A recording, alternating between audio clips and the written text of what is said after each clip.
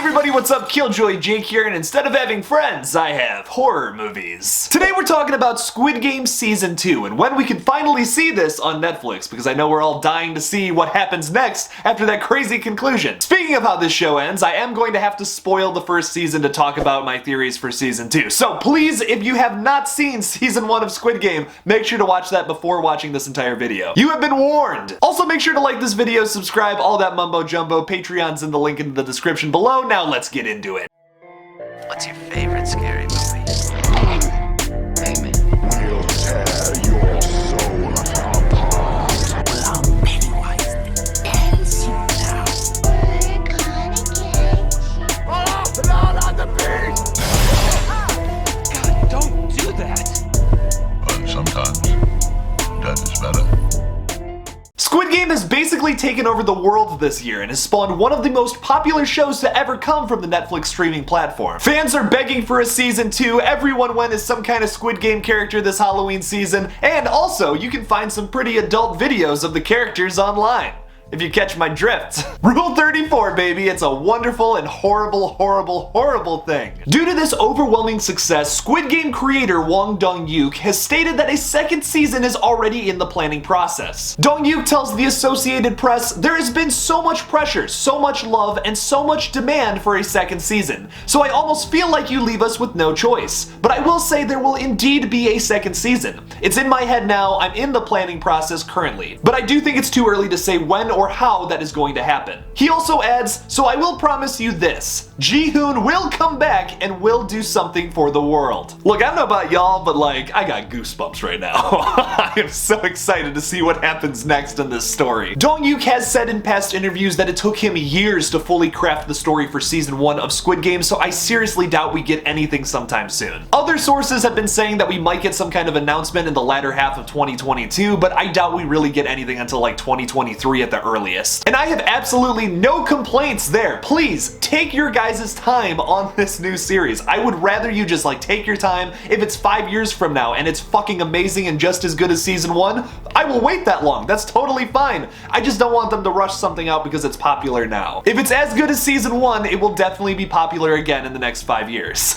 Now, I am about to get into some spoiler territory, so one last time, please click off this video if you have not seen Season 1. Do not get this spoiled for yourself. It is phenomenal if someone else in your life hasn't already spoiled it for you. Season 1 ends with like a whole bunch of emotions coming right at you. There's a lot of tragedy, there's a lot of relief for some of your characters, tragedy for some, but there's also still a lot of questions that need to be answered. And I think if Season 2 wants to be successful and wants to be as captivating as that first season, you need to do that same thing here. There are so many questions that a lot of us are dying to get answered, but I don't want all of them fully answered like 100%. For example, who is this organization? Like how deep does this like thing run all across the world? Is it just located to this one island? Were there any more survivors from the last Squid Game that we might not have known about? Was someone else faking their identity of like just being another member in this game? And is Jun-ho still alive? We didn't see a body, man. He just fell off a cliff and got shot in the arm. I'm just saying. The biggest question for me though after watching the ending of Season 1 is why doesn't Ji-hoon get on the plane to go see his daughter? Is it to tell local authorities that another game is happening? Maybe he forgot a bag, or maybe it's to change his hair color to something that isn't Elmo red. Talking on this a little bit, Dong-yuk said, "We came to the conclusion that the question that we wanted to propose cannot be done if he left on that plane. The question that we want to answer, why has the world come to what it is now, can only be answered or can only be proposed if Ji-hoon turned back and walked towards the camera." Seeing how much the world is really fascinated and interested in Squid Game, it definitely makes me want to really try hard to continue to create something that's going to pick at the issues of modern day, and some of the social issues that we are going to see in the near future in a way that's much like Squid Game, where it's entertaining, intriguing, satirical, and refreshing at the same time. Now to comment on that quote a little bit, I don't think that Ji-hoon is just gonna go to the local police again. He tried that in episode 2 and well, he didn't have much luck. I do think that somehow he is going to get in touch with Jun-ho, the private investigator that went to the island. There was that whole subplot throughout Season 1 about him trying to figure out like what is going on with these games, and then he finds out, well, the twist ending, that his brother is like the frontman kind of running the show, kind of, and that his brother was also a winner in the past games. So it brings up so many questions, like are the past winners still involved with the game? Are they still running the show maybe like all over the planets? A theory that I have even is that those crazy VIP people with all the like glittery animal masks, those could have been past winners. And maybe they've just been corrupted by their money and now they want to just like watch the games unfold with other people. Like I said, this series brings up more questions than it answers, and I love it. But I think somehow Ji-hun is going to find all of that, like the evidence, all the videos and photos that Jun-ho sent to that police chief that was like unnamed. And something specifically I saw in the show was that only half of those videos got sent. There's like another scene later on where he's trying to send the video of like the VIP's confession about everything.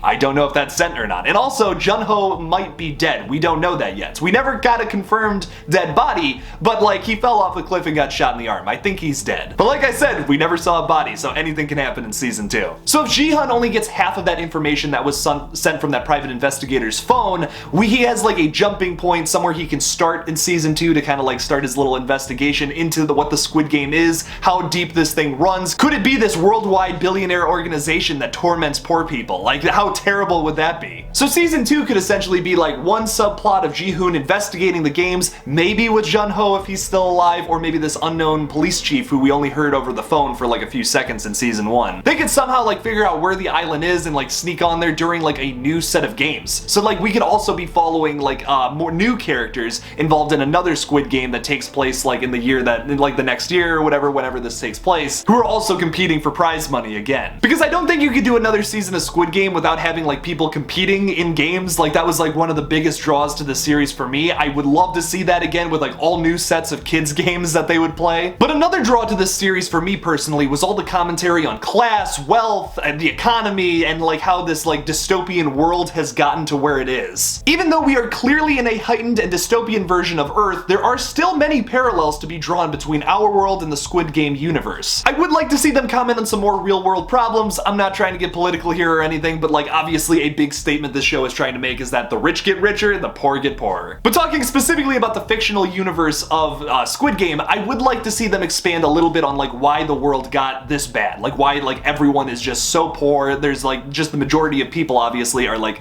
just struggling to survive in this universe, while there are like the 1% who are like thriving and have most of the money. But once again, this all cycles back to something like my main point about season 2. Like the big thing they need to do to be successful is not give us all the answers. I love that there is still so many mysteries yet to be discovered. Let's compare this show to one of my other favorite shows, Lost. I fucking love Lost until the first episode of season 6. That show is such a mystery. It is literally just unraveling this massive, crazy mystery until season 6, where every episode, the point of it is just to give you answers to questions from the past episodes. I don't even mind the ending of Lost. I know some people like absolutely hate it. I'm not gonna spoil it here if you haven't seen it, but like my biggest problem with season 6 of Lost is that every episode is just trying to answer things from the past, and it doesn't have that mystery element that the past seasons have. So if season 2 of Squid Game wants to be successful, raise more questions again on top of what we already have. Essentially what I want from Squid Game season 2 is not the full portrait. I just want them to give us another splash of paint to try and figure out what this could be. Over my break, I watched all of season 1 of Squid Game in one sitting. I mean, that is how enamored I was to this show. It is phenomenal. I've been kind of on the fence about talking about it though, because I don't know if it's like more horror adjacent than horror. It is like a little more of like a drama series, but I am kind of just saying screw it these days and talking about everything that I'm interested in. I'm doing a video on Spider-Man this weekend too. I know it's not horror, but you know what? I am super excited for this new Spider-Man because like God, those Tobey Maguire movies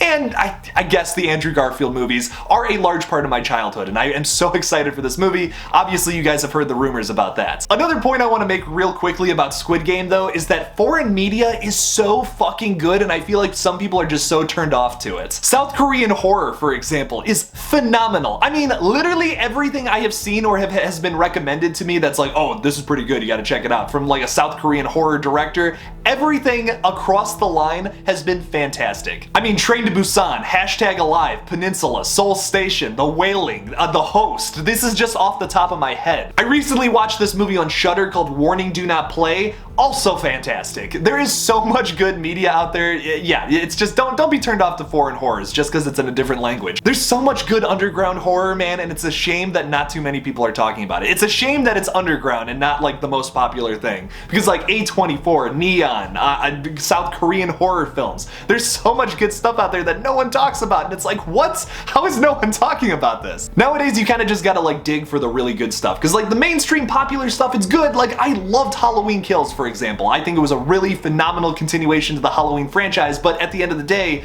it is just a continuation to an already established series. There is so much good and fresh horror films out there, they're just not like in the limelight like everything else. Original horror films are not dead, you just have to look a little harder for them nowadays. But what do you guys think about a Squid Game season 2? Would that completely like compromise the integrity of this like first season with them maybe possibly explaining more of the origins of what the Squid Game is? Or are you excited for the second season like myself? Leave me a comment about it down below. Thank you all so much for watching my Squid Game video. Don't forget to like this video and subscribe for more horror content. Make sure to follow me on Twitter, Instagram, and TikTok. If you look up KillJoy Jake, I should come up. I don't know if there's any imposters out there or whatever. I'm probably not. I am like a very small channel, but who knows? Please consider supporting the channel on Patreon. The link for that will be in the description below. And as always, don't forget to kill it out there, y'all.